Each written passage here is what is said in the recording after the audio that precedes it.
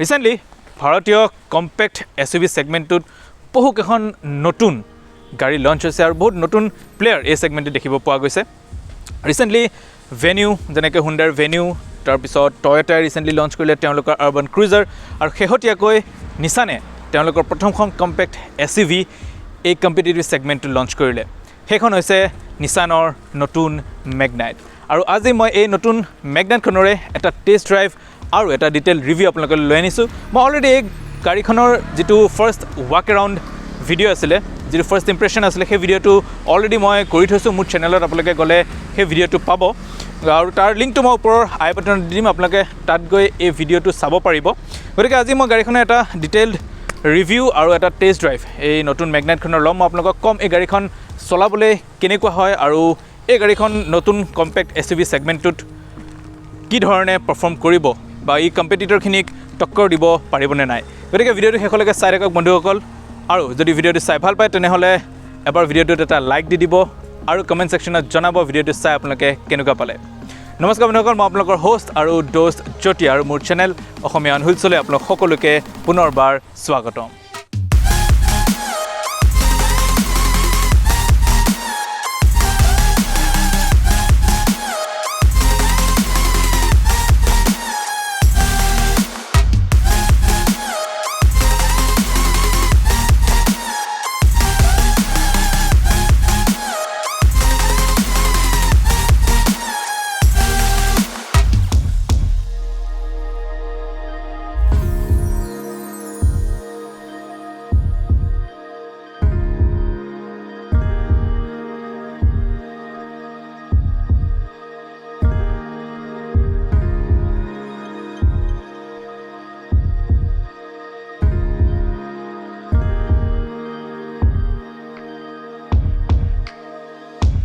নিছানে এই নতুন মেগনাইটখনৰ ডিজাইনৰ ক্ষেত্ৰত খুব বঢ়িয়া কাম কৰিছে, এটা শলাগ ল'বলগীয়া কাম কৰিছে। এই গাড়ীখনৰ যিটো লুক আছে, লুকটো খুবেই বল্ড হয়। তাৰ লগতে ইয়াৰ যিটো হেডলেম্পৰ ডিজাইন আছে, এটা খুব শ্বাৰ্প আৰু শ্লিক হেডলেম্পৰ ডিজাইন নিছানে দিছে, যিয়ে গাড়ীখনৰ বল্ডৰ লুকটোক লগতে গাড়ীখনক আৰু এটা স্পৰ্টিয়াৰ লুকো দিয়ে। স্পেচিয়েলি ইয়াৰ যিখন গ্ৰিল আছে, গ্ৰিলখন আগৰ যিখিনি নিছানৰ গাড়ী আছিলে তাতকৈ বেলেগ কৰিছে। এতিয়া এটা ডেটছনৰ ডিজাইনৰ গ্ৰিলটো বনাইছে, যিটো দেখিবলৈ খুব ভাল হয়। এটা ডাঙৰ বল্ড আৰু বিগাৰ গ্ৰিল এই গাড়ীখনত ইউজ কৰিছে, যিয়ে গাড়ীখনক এটা SUV যিটো লুক আছে সেই লুকটোক আৰু অলপ উভৰাই তোলে।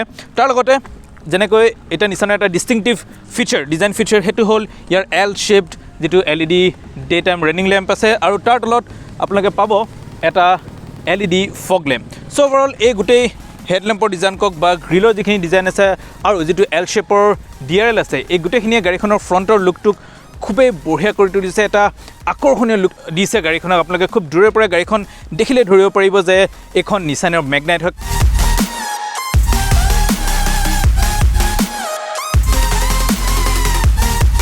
চ' এতিয়া ছাইডৰ পৰা যদি গাড়ীখন চাওঁ, সেই একেই বল্ড আৰু স্পৰ্টিয়াৰ লুকটোৱে ধুনীয়াকৈ কণ্টিনিউ হৈছে। ছাইডৰ পৰা গাড়ীখনৰ কিছুমান ধুনীয়া ডিজাইন এলিমেণ্ট ইয়াত দিছে, যেনেকৈ এই ক্ৰোম যিটো ফিনিছ দিছে এক্ৰছ দি উইণ্ড' লাইন, দেখিবলৈ খুব প্ৰিমিয়াম লাগে গাড়ীখনক।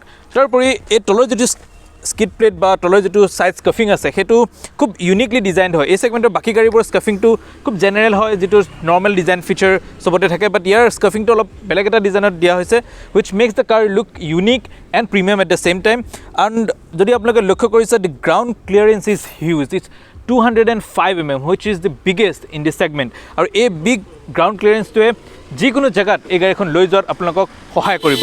লগতে এই গাড়ীখনে যিটো চকা আছে, চকাৰ চাইজটো 17 ইঞ্চ হয়, যিয়ে এই ওখ গ্ৰাউণ্ড ক্লিয়াৰেঞ্চটো কমপ্লিমেণ্ট কৰে আৰু যিকোনো ধৰণৰ ট্ৰেইনত এই গাড়ীখন লৈ যাবৰ কাৰণে আপোনালোকক এটা কনফিডেঞ্চ দিয়ে। চ' ছাইডত আৰু এটা খুব ভাল যিটো ডিজাইন ফিচাৰ, সেইটো হৈছে ইয়াত থকা এই কেমেৰাকেইটা।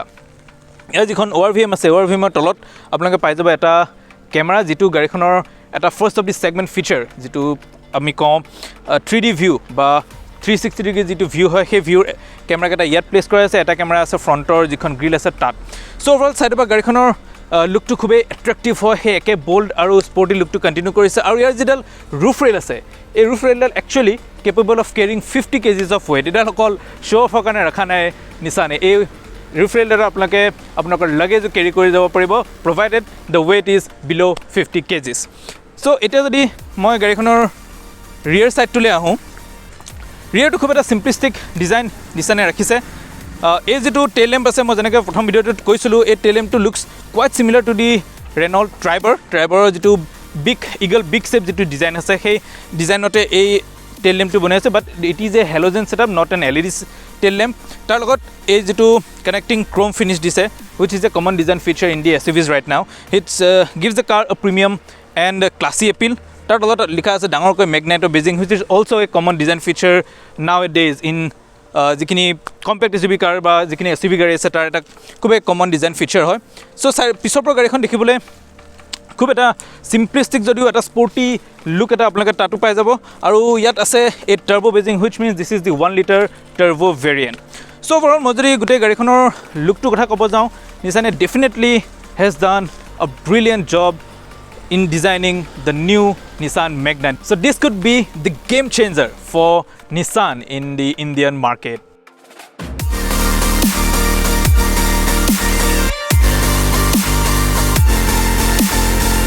So মই বহি আছোঁ নিছান মেগনাইটৰ ভিতৰত এতিয়া এই গাড়ীখনৰ মই এটা টেষ্ট ড্ৰাইভ লৈ চাম আৰু আপোনালোকক মই কম গাড়ীখন চলাবলৈ কেনেকুৱা হয় সো এই গাড়ীখন এটা 470 সেগমেন্ট ফিচাৰ যেটো দিছে হেতু হৈছে ইয়াত থকা যেটো 360 ডিগ্ৰী কেমেৰা হয় ইয়াত যদি আপোনালোকে দেখে ইয়াত যেটো গাড়ীখন আছে গাড়ীখনৰ চাৰিটা সাইডৰ ভিউটো আপোনালোকক চাৰিটা কেমেৰা দি থাকে তাৰ লগত ইয়াত আপোনালোকে পাই যাব ৰিভাৰ্স পাৰ্কিংৰ কাৰণে বা ৰিভাৰ্স ভিউটোৰ কাৰণে নৰ্মেল গাইডলাইন এডাল এডাপ্টিভ গাইডলাইন নহয় but the resolution is quite good and the display is quite good এটো এটা কমপ্লিট LCD TFT ডিসপ্লে হয় it looks quite cartoonish but দেখিবলৈ ইমান বেয়া নালাগে আৰু স্পেশালি যেটো আপুনি গাড়ীখন অন কৰাৰ লগে লগে যেটো গ্ৰাফিক্স বা যেটো ভিডিও ওলাই হেতু looks quiet attractive and quiet premium so আজি মই চলাই আছো ইয়াৰ যেটো 1 লিটাৰ HRAO টাৰ্বো ইঞ্জিন আছে ম্যানুৱেল ট্ৰান্সমিশনত সেই ইঞ্জিনটো মই এতিয়া টেষ্ট ড্ৰাইভ এটা লওঁ এণ্ড দেন মই আপোনাক চলাই গৈ থাকোঁতে কম গাড়ীখনৰ ৰেসপন্সটো কেনেকুৱা হয় চলাবলৈ গাড়ীখন কেনেকুৱা হয় সো এই গাড়ীখন আপোনালোকে পাই যাব hill assist as a safety feature যেটোৱে গাড়ীখনৰ পাহাৰীয়া ৰাস্তাত যেতিয়া আপোনালোকে ব্ৰেক মাৰি গাড়ীখন কন্টিনিউ কৰিব সময়ত পিছলৈ অহাৰ পৰা গাড়ীখনক ৰখায় which is quite a good and handy feature for beginners তাৰ লগত ইয়াত আপোনালোকে পাই যাব ট্ৰেকশন কন্ট্ৰোল ABS with EBD আৰু দুটা এয়াৰবেগ সো সেফটি ফিলৰ পৰা নিছানে ভাল কাম কৰিছে ইয়াত and let me tell you guys Nissan has scored 4 star in the ASEAN NCAP rating যেটো এছিয়াৰ সেফটি ৰেটিং কোম্পানী এজেন্সি হয় তেওঁলোকে নিছানক সেফটি ফলৰ পৰা এই গাড়ীখনক 4 star দিছে সো আপোনালোকে সেফটি কাৰণে এই গাড়ীখনত কোনো ধৰণৰ চিন্তা কৰিব দৰকাৰ নাই this is quite safe car plus ABS EBD traction control আৰু এটা নতুনকৈ যেটো নিছানৰ ভেহিকল ডাইনামিক কন্ট্ৰোল বুলি কয় সেই সিস্টেমটো গাড়ীখনক কন্ট্ৰোলেবিলিটিটো খুব ইমপ্ৰুভ কৰে সো এই যেটো ইঞ্জিন আছে মই যেনেকৈ ক'লো এটো 1 লিটাৰ HRAO টাৰ্বো ইঞ্জিন হয় এই ইঞ্জিনটোৱে পাৱাৰ প্ৰডিউস কৰে 99 bhp আৰু ইয়াৰ টৰ্কটো হ'ল 160 নিউটন মিটাৰ আৰু এই ইঞ্জিনটো আপোনালোকে দুটা ট্ৰান্সমিশনত পাব এটা হৈছে 5 স্পীড ম্যানুৱেল আৰু এটা CVT CVT ইয়াৰ টৰ্কটো অকমান কম হয় যেনেকৈ ক'লো ম্যানুৱেলত ইয়াৰ টৰ্কটো হয় 160 নিউটন মিটাৰ কিন্তু CVT টৰ্কটো অকমান ৰিডিউস হয় 152 নিউটন মিটাৰ হয় সো গাড়ীখনৰ যেটো সাসপেনশন সেটআপ আছে that is on the software side যি আপোনালোকক খলাউমা ৰাস্তা বা বেয়া ৰাস্তাত এটা খুব কমফৰ্টেবল ৰাইড দিব বাট ইয়া সফটওয়্যাৰ সাসপেনশন হোৱাৰ কাৰণে গাড়ীখনৰ অকমান এটা বডি ৰোল ফিল হয় যেতিয়া টাৰ্নিংত আপুনি যায় অকমান বডি ৰোল এটা ফিল হয় but that is not that dangerous বা আপোনালোকে ভয় খাবলগীয়া তেনেকুৱা কোন ধৰণৰ বডি ৰোল ইয়াত নাপায় and the steering is on the lighter side যি আপোনালোকৰ সিটি ভিতৰত গাড়ীখন মেনুভাৰ কৰাত যথেষ্ট ইজি কৰি তুলিব আপোনালোকৰ হাতত কোন ধৰণৰ জোৰ নপৰে যেহেতু ষ্টেৰিংটো লাইটাৰ হয় এণ্ড নাও যেনেকৈ মই এটা পাহাৰীয়া ৰাস্তা এটাত গৈ আছোঁ এই টাৰ্ণিংবোৰতো এই লাইটাৰ হেণ্ডেল বা লাইটাৰ ষ্টেৰিংডালে আপোনালোকক এটা ধুনীয়া কমফৰ্টেবল জাৰ্ণি প্ৰভাইড কৰিব প্লাছ সাসপেনশনডাল সফটওয়্যাৰ হোৱাৰ কাৰণে যিকোনো ধৰণৰ ট্ৰেইনতে গাড়ীখনে আপোনালোকক এটা খুব ধুনীয়া ৰাইড কোৱালিটি প্ৰভাইড কৰিব প্লাছ গাড়ীখনৰ স্পেচৰ কথা মই যদি কওঁ space is dissent enough wheel base is 2500 mm which is segment wise is good enough maximum a segment maximum গাড়ী হুইল বেস 2500 mm হয় আৰু since it is a turbo engine the response is quite good quick response engine হয় যেহেতু এটা turbo engine হয় and the car handles quite good অকমান body ৰলটো থাকাৰ কাৰণে আপোনালোকে টাৰ্নিংত বডি ৰলটো ফিল কৰিব but it is not that dangerous like I said but yes the performance is quite good the turbo kicks in really hard but 2000 rpm like অকমান এটা turbo leg আপোনালোকে feel কৰিব but as soon as it crosses the 2000 rpm and as soon as it touches the 3000 rpm the car goes really hard. The turbo starts to kicks in and acceleration to खूब fast after 2000 rpm and it goes up to 6500 rpm till the red line. So power is good enough, আপোনালোকে গাড়ীখন চলাই ভাল পাব, performance is decent enough, not the best in the segment but yes a segment by a to price point I think this is definitely a good performance car. So ইয়াৰ মই CVT variant to এতিয়ালৈকে চলোৱা নাই. I'll definitely take a test drive of the CVT as well. CVT to definitely মই ভাবো ইয়াতকৈ performance অকমান কম হ'ব যেহেতু তাৰ টৰ্কটো ইয়াতকৈ ৰিডিউচ হয়, তাৰ টৰ্কটো 152 নিউটন মিটাৰ হয় আৰু এখনৰ 160 নিউটন মিটাৰ হয়, গতিকে তাৰ অকমান হয়তো পাৰফৰ্মেন্সটো ইয়াতকৈ কম হ'ব এণ্ড ডেফিনেটলি হয় যেহেতু CVT ট্ৰান্সমিশ্যনৰ CVT যিটো ৰাবাৰ বেণ্ড ইফেক্ট থাকে, ৰাবাৰ বেণ্ড ইফেক্টটোৰ কাৰণে অকণমান পাৰফৰ্মেন্সটো ডেফিনেটলি কম হয়, এইটো এটা সঁচা কথা। আৰু যদি আপোনালোকে CVT কি হয় বা কেনেকৈ কাম কৰে তাৰ লগতে DCT বা বেলেগ যদি ট্ৰান্সমিশ্যনৰ অট'মেটিক ট্ৰান্সমিশ্যনৰ বিষয়ে জানিব খোজে তেনেহ'লে মোৰ চেনেলতে আপোনালোকে তাৰ বিষয়ে এটা মই ভিডিঅ' বনাই থৈছোঁ, সেই ভিডিঅ'টো মই ওপৰত আই বাটন দি দিম, আপোনালোকে তাত ক্লিক কৰি সেই ভিডিঅ'টো চাব পাৰিব, তেতিয়া আপোনালোকে গম পাব যে CVT বা DCT বা AT এই সকলোখিনি ট্ৰান্সমিশ্যনে কি ধৰণে কাম কৰে। চ' এতিয়া যদি গাড়ীখনৰ মাইলেজৰ কথা কওঁ, ইয়াৰ যিটো মেনুৱেল ট্ৰান্সমিশ্যন আছে তাৰ মাইলেজটো এৰাউণ্ড 20 kmpl হয়, যিটো ARI চাৰ্টিফাইড মাইলেজ হয়। আৰু যদি আপোনালোকে CVT ভেৰিয়েণ্টটো লয় টাৰ্বো পেট্ৰলৰ তেনেহ'লে তাৰ মাইলেজটো আহিব এৰাউণ্ড 17.7 কিলোমিটাৰ। আৰু এই ইঞ্জিনটোৰ লগতে ইয়াত আপোনালোকে আৰু এটা নন টাৰ্বো ইঞ্জিন পাব, যিটো ৰেনল্টৰ ট্ৰাইবাৰৰ সৈতে ছেইম ইঞ্জিন হয়, which is 1 litre 3 cylinder engine and that produces a power of 71 newton metre আৰু তাৰ টৰ্কটো হয় 96 নিউটন মিটাৰ। সেই ইঞ্জিনটো অলৰেডি মই ট্ৰাইবাৰত চলাইছোঁ, that is also' quite a good engine, ইমান বেছি পাঞ্চি নহয় বাট চিটি ৰাইডিঙৰ কাৰণে বা নৰ্মেল হাইৱে ক্ৰুজাৰৰ কাৰণে এটা খুব বঢ়িয়া ইঞ্জিন হয় এইটো। চ' য়েছ, নিচানে যেনেকৈ মই ক'লোঁ ডিজাইনত যি ধুনীয়া কাম কৰিছে সেই একেটাই কণ্টিনিউ কৰিছে গাড়ীখনৰ পাৰফৰ্মেঞ্চৰ ক্ষেত্ৰতো, বাট য়েছ যদিহে ষ্টেৰিংডাল অকণমান হেভি হ'লহেঁতেন the feel and feedback could have been better, সি আপোনালোকক হাইৱেত আৰু অলপ কনফিডেঞ্চ দিলেহেঁতেন, বাট ইটছ নট বেড, মই বেয়া বুলি নকওঁ, ইটছ কোৱাইট গুড। ই আপোনাৰ চিটিৰ ভিতৰত মেনুভাৰ কৰিবলৈ যথেষ্টখিনি ইজি হয় চিটিৰ মেনুভাৰিঙৰ কাৰণে, প্লাছ হাইৱেটো আপোনালোকে এটা ডিচেণ্ট স্পীডত 100-120 যদি এই গাড়ীখনত গৈ থাকে তেনেহ'লে কোনো ধৰণৰ লেক অফ কনফিডেঞ্চ ফিল নকৰে। প্লাছ মই যেনেকৈ ক'লোঁ the 4-star rating and safety features like the ABS, EBD, vehicle dynamic control আৰু ট্ৰেকশ্যন কণ্ট্ৰলে গাড়ীখন আপোনালোকৰ চলোৱাত যথেষ্ট কনফিডেঞ্চ দিব।